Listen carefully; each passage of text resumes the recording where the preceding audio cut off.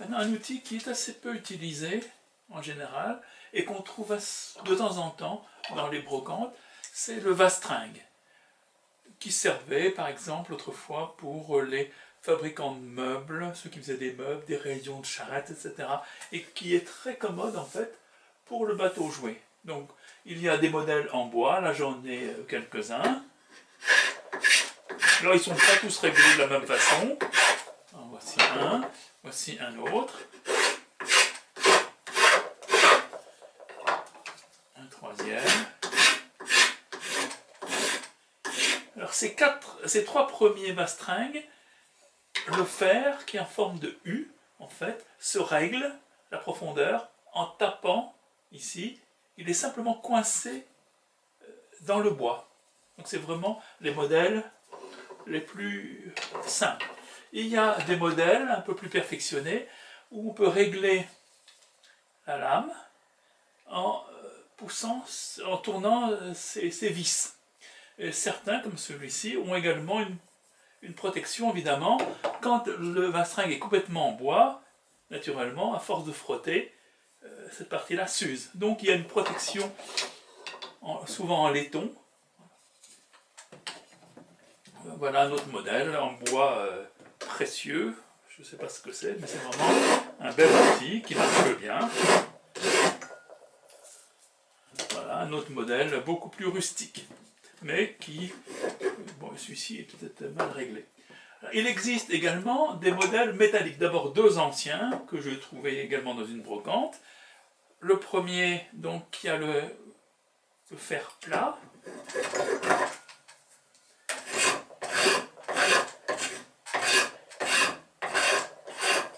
Voilà.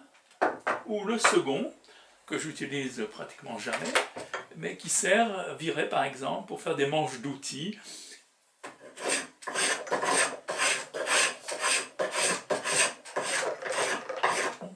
Voilà des modèles anciens. Maintenant, trois modèles. Bon, un petit modèle, je ne sais pas ce que c'est comme marque en fait.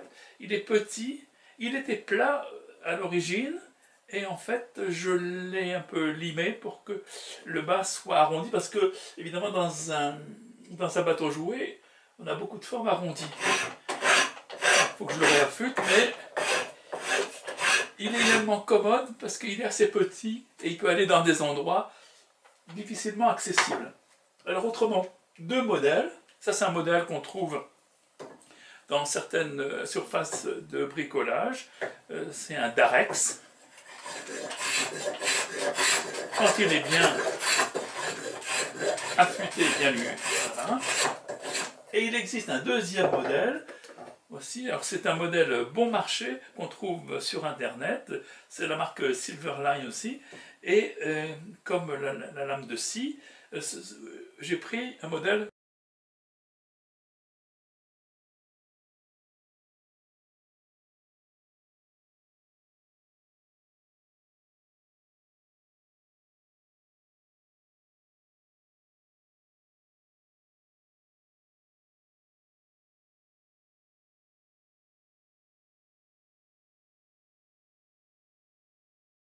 Le vastringue a une particularité, c'est que les débutants, pratiquement à chaque fois, disent la même chose, j'y arrive pas, ça prend pas, ça mord pas, ça coupe pas, au contraire, j'arrive pas. Donc, ça demande une certaine habitude.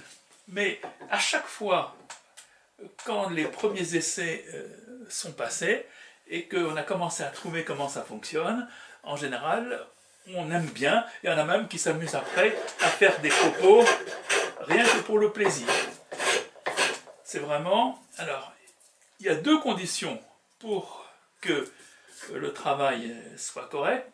D'abord, il faut que le fer soit correctement sorti. Ni trop, si c'est trop sorti, il va brouter et ça va coincer. Et s'il n'est pas sorti, ça ne va rien couper du tout. Donc il faudra éventuellement, si ça ne mord pas du tout, il faudra sortir un tout petit peu. Alors sur celui-ci, pour sortir le fer, on dévisse un petit peu, on pousse un tout petit peu, et comme pour les rabots, on vérifie si la lame est parallèle au-dessous. Et deuxième condition pour que ça marche bien, il faut que l'angle soit convenable. S'il est trop sur l'arrière, évidemment, on ne touche rien. S'il est trop sur l'avant, on ne touche rien. Il faut trouver l'angle, en fait. Et ça, c'est, par exemple, personnellement, moi je mets souvent les doigts à l'intérieur de cette petite partie ici. Bon, celui-ci est un peu petit, donc. Et une fois qu'on a trouvé l'angle, celui-ci, il faudra le réaffûter. Alors, pareil pour celui-ci, sauf que le réglage, donc il suffit de dévisser un peu la molette et on pousse, on tourne dans un sens ou dans l'autre pour sortir plus ou moins. Alors celui-ci, c'est le dessous est plat.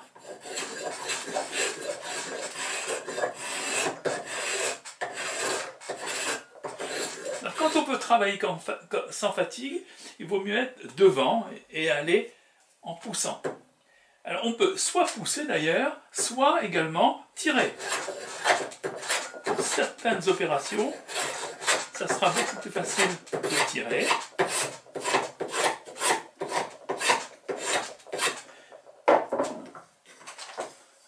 Mon bois n'est pas assez bien coincé.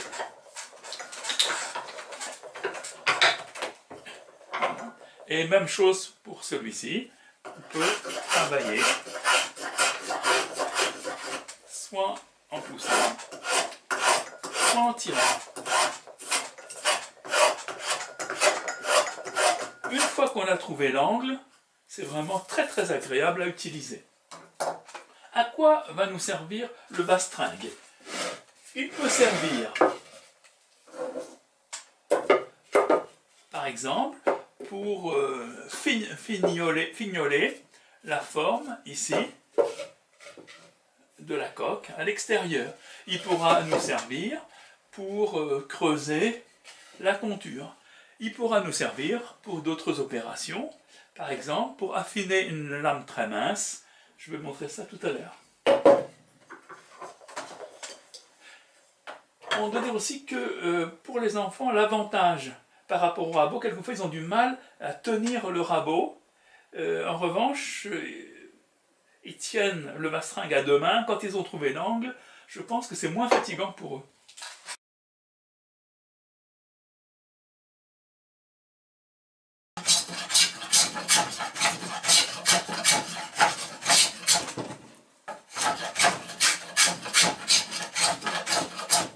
Il faut faire depuis le maître-bau vers l'avant ou du maître-bau vers l'arrière.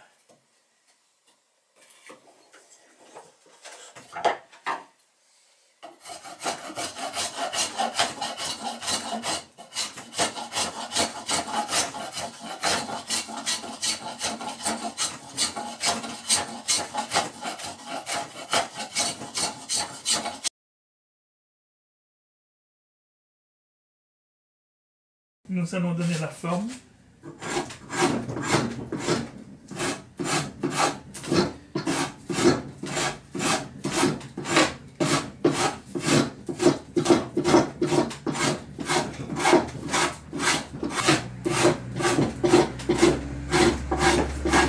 Stable dans ce sens.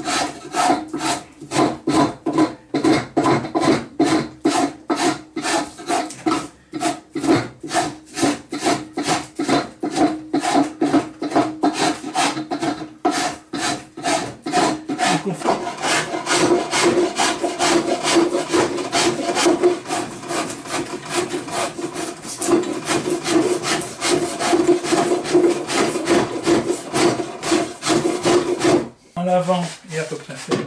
On va commencer l'arrière de la même manière.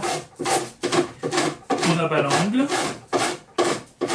Tout ce qui dépasse, de toute façon, on va enlever.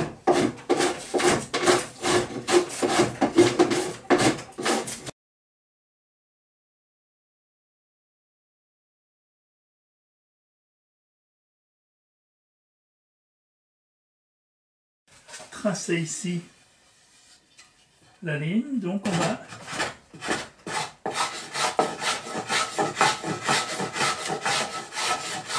couper la ceinture. Et ici, on va faire dans l'autre sens.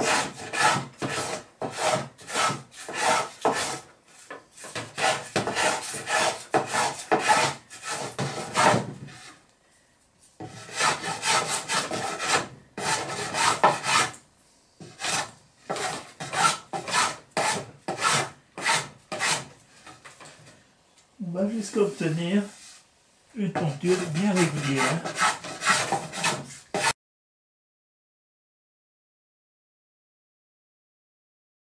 À l'aide d'un bastringue, on va arrondir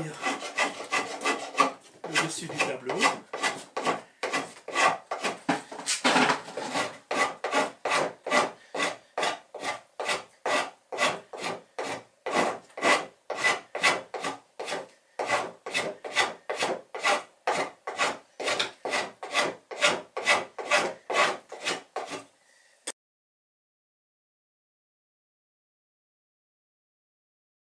Si on a besoin d'obtenir une latte très très fine, on peut utiliser un bastringue de la manière suivante. On prend un morceau de bois qu'on accroche à l'établi et on coince avec un deuxième serre-joint la pièce à travailler et ensuite